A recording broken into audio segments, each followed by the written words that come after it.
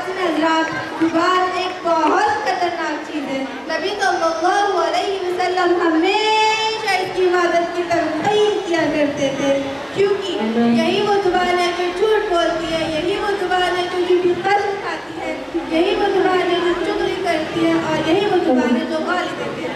ताज्जुब है, हमें मालूम ही नहीं होता कि हम इसे गुनाह नहीं समझते, बल्कि एक ऐसा ही गुनाह है जिसमें हर कोई मुलव्विस है, मर्द हो या औरत, जवान हो या बूढ़ा, आलिम हो या जाहिल। इसीलिए आप हज़रात के सामने हम मुसीबत पर एक ड्रामा पेश करने जा रहे हैं। इसकी किरदार कुछ इस तरह है। साथ में हजूरी, साथ में पड़ोसी सहेली बदमुसा, साथ में उसकी सहेली शुमामा, बहू सुमैया, बहू की पड़ोसी सहेली नजमा, बहू की दूसरी सहेली अस्माऊ, बहुओं के बच्चे आमिना और सकीना, अयान जो शैतान का किरदार निभा रहा है। आप हज़रात से गुजारिश है कि इस ड्रामे को गौर से देखिए और इस गुनाह से बचने की कोशिश करिए। जज़ाकल्लाह।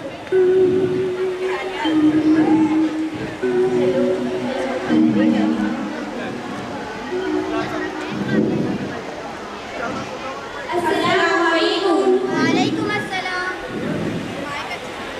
खैरियत से हैं? जी अल्हम्दुलिल्लाह, बहुत दिन हो गए, मुलाकात नहीं हुई। बैठिए। ये बहन कौन है? मेरी मेहमान बहन है, मुंबई से आई है और दीन के बारे में बहुत अच्छी मालूमात रखती है। अरे मैं तो बातों में खैरियत ही पूछना भूल गई। खैरियत से है? कहा कि खैरियत जी रही हूँ, जैसे तैसे वक्त पूरा करके दुनिया से जाना है। अरे आपा जान, अल्लाह ने आपको क्या कम किया है? शादो आबाद कर दिया है और बेटे की भी नौकरी अच्छी है और चांद जैसी खिदमत गुजार बहू है। और क्या चाहिए? खामोश रहो, मेरा मुंह मत खुलवाओ। कैसा बेटा, कैसी बहू, इनको तो बूढ़े लोगों की जरूरत का एहसास ही नहीं कि किस हाल में है, तबीयत कैसी है, क्या खा रहे हैं, किसी को फिक्र ही नहीं। बस हमको अपने लिए बोझ समझते हैं और सोचते हैं कि जल्द से जल्द छुटकारा मिले इनसे। और बहू रानी का तो पूछो ही मत। नवाब शादी की सुबह 9 बजे होती है, ना घर की सफाई, ना नाश्ता, ना चाय, ये सारी बातें करके सिखाने से आती है। लगता है कि इसको तो कुछ भी सिखाया नहीं गया है। और क्या बताऊं बहन, जब अपने मायके का कोई भी आता है तो उनके देखभाल में बिजी जाती। और जब मेरे मायके का कोई भी आता है तो कुछ भी परवाह नहीं। तबीयत न देने के लिए हाथ बढ़ते, न बनाने के लिए पैर बढ़ते, नाटक शुरू जाते। कभी सर में दर्द, कभी पेट में दर्द, कभी आदत, कभी वादत, तबीयत ठीक ही नहीं रहती। खाने का तो हाल ही मत पूछो। चाय बनाए जैसे काली अमावस की रात, दाल बनाए जैसे तालाब का गंदा पानी, चावल ऐसे कि पेट में दर्द हो जाए और हर 2 दिन के बाद मायका याद आ जाता और जाके अपनी माँ के पल्लों में बन जाती। आने का तो नाम ही नहीं लेती। अरे बहन, आपकी बहू इतना सब कुछ करती है, आप कुछ बोलती क्यों नहीं? देख बहन, बोलते बोलते तंग आ चुकी हूँ। अब हमारा बोलना भी मुश्किल हो गया है। अब हम कुछ बोले तो हमारे शहजादे के पेशानी पर बल आने लगते हैं, इसलिए घूमते घूमते के खामोश रहना पड़ता। अरे बदरून, तुम्हारी बहू का क्या हाल है? मेरी बहू का भी वही हाल है। दिन भर मेकअप ठोकती, लाली तो ऐसे लगाती जैसे कि मिट्टू की जल, दिन भर भटकती रहती, इधर से उधर, उधर से इधर। अरे शिवामा, तुम्हारी बहू का क्या हाल है? क्या बताऊं बहन, मेरी बहू का भी यही हाल है। दिन भर सोते रहती है अलाल की तरह और जरा सा काम का बोल दो तो आड़े टेढ़े मुंह बनाने लगती है। मोबाइल तो ऐसे देखती है बंदरिया की तरह। काम कौन करता है फिर? 3 नौकरानियां है ना, साफ सफाई के लिए, खाना बनाने के लिए और एक बर्तन धोने के लिए। अरे बदरू शिवामा, मैं तो तुम्हें चाय पिलाना ही भूल गई। चलो चाय पीने के लिए। तुम नहीं चली रुपया?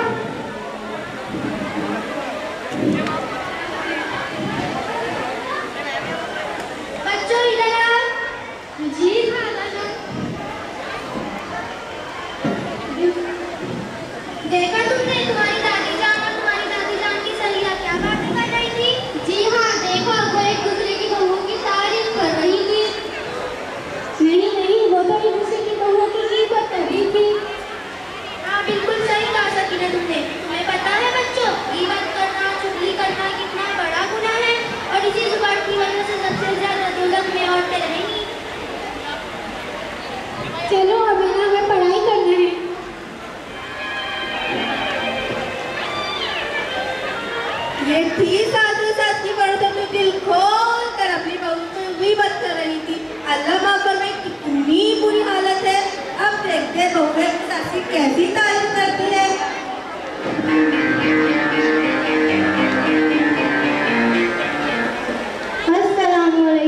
रुकैया बाजी। वालेकुम हेलो। अस्सलाम। आज आप खाने में क्या खाएगी, मैं यही पूछने आई थी। अस्सलाम वालेकुम खाला। वालेकुम अस्सलाम। खैरियत से हो? कहाँ की खैरियत, क्या बताऊँ। जब तक सांस का साया सर पर मुसल्लत है तब तक चैन कहाँ है। सुमैया, ये कैसी दरमियान की बात कर रही हो? जब तक सांस का साया सर पर मुसल्लत है तब तक चैन कहाँ है। सुमैया, कितनी खुशकिस्मत हो, तुम्हारे सर पर सांस का साया है। नजमा, क्या खुशकिस्मती की रट लगा रखी है। भला वो भी कैसे चैन से रह सकती है जिसकी मेरे जैसी सांस हो। एक बात पूछूं? हाँ पूछो। औरतों की तारीफ में सबसे खुशकिस्मत औरत कौन, तुम्हें मालूम? नहीं। वो सारे इंसानों की माँ हज़रत हव्वा अलैहिस्सलाम है। वो क्यों? क्योंकि उनकी कोई सास और ननद नहीं थी। तुम अपनी सास से इतना क्यों परेशान रहती हो? वो सास नहीं है, परेशानियों का घर है। जब देखो नाम चढ़ाए मुसल्लत रहती है। मैं खाना खाऊं तो परेशानी, मैं उठूं तो परेशानी, मैं बैठूं तो परेशानी, मैं कुछ बोल दूं तो गुस्सा, कुछ ना बोलूं तो मामूल, मेरे हर काम में नुक्ताचीनी। हिम्मत अफजाई के बोल को भूल कर भी ना सुनो। अब तुम ही बताओ मैं इसे क्या नाम दे सकती हूँ। मेरा तो चलता रहता है, तुम अपना सुनाओ।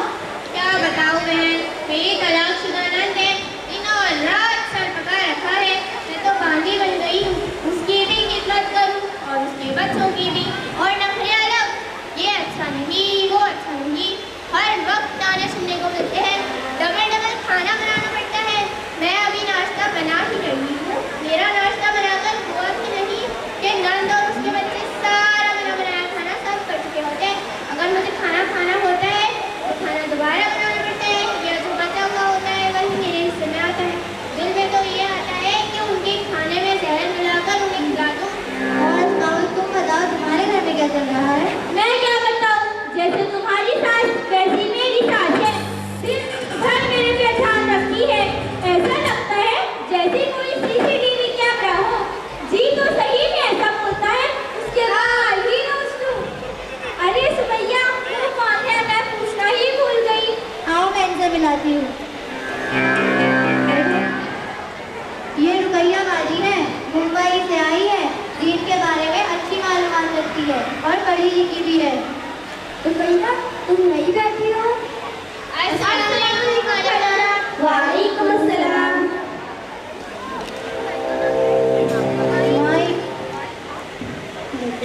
अरे रुको, आप भी बैठो और आप भी रुको। माफ करना खाला जान, हमने ध्यान नहीं दिया। कोई बात नहीं। सुबह से घर में हूँ, एक बात देख रही हूँ, हमारी जुबानों पर दूसरों की शिकायत, दूसरों की गीबत बहुत ज्यादा हो गई है। और जुबान के गुनाह तो हम कसरत से कर रहे हैं। अल्लाह ही हमें माफ फरमाए।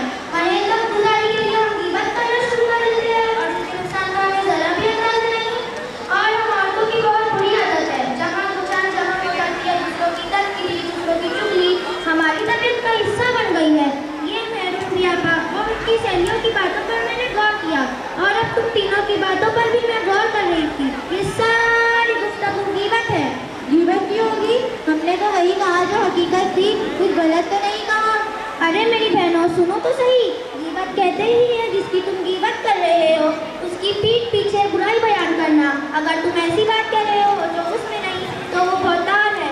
दोनों सूरतों में गुनाह लाजिम है। गीबत और बहतान बहुत बड़े गुनाह है। रसूलुल्लाह सल्लल्लाहु अलैहि वसल्लम ने फरमाया, लोगों को नाक के बल या मुंह के बल जुबान की बातें ही गिराएंगी। ये गुनाह देखने में तो मामूली नजर आते हैं, पर इसमें लज्जत बहुत है।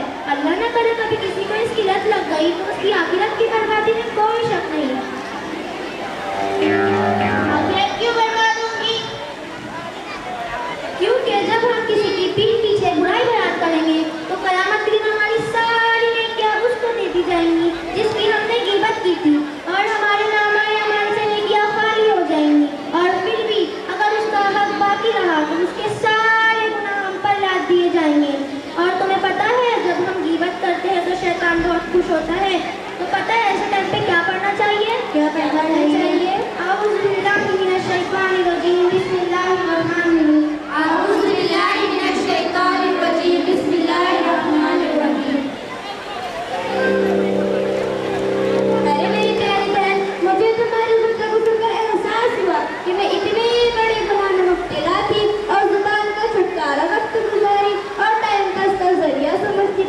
वादा करती हूँ कि आइंदा किसी के पीठ पीछे बुराइयां नहीं करूँगी और जुबान के सारे गुनाह छोड़ दूँगी। रुकैया बाजी, अल्लाह आपको जुदा खैर दे। आपने तो आंखों पर लगी पट्टी खोल दी। हमें तो पता भी नहीं था कि ये भी गुनाह है।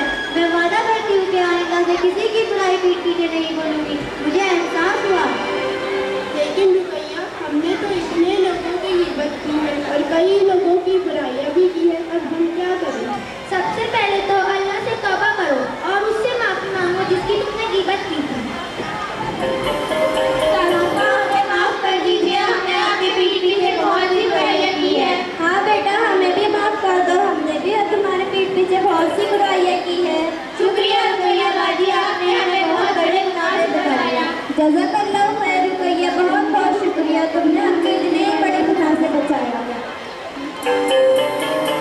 हदीस है, अल-ग़ीबतु अशद्दु मिनल क़त्ल, तर्जुमा ग़ीबत कत्ल से बढ़कर है। हम ग़ीबत करते हैं यानी कत्ल करते हैं। ग़ीबत करने और चुगली करने वालों का ठिकाना सिर्फ और सिर्फ दोज़ख है। इसीलिए आप हज़रात से गुजारिश है, ग़ीबत करने से, चुगली करने से बहुत बहुत बचिए। जज़ाकल्लाहु खैर।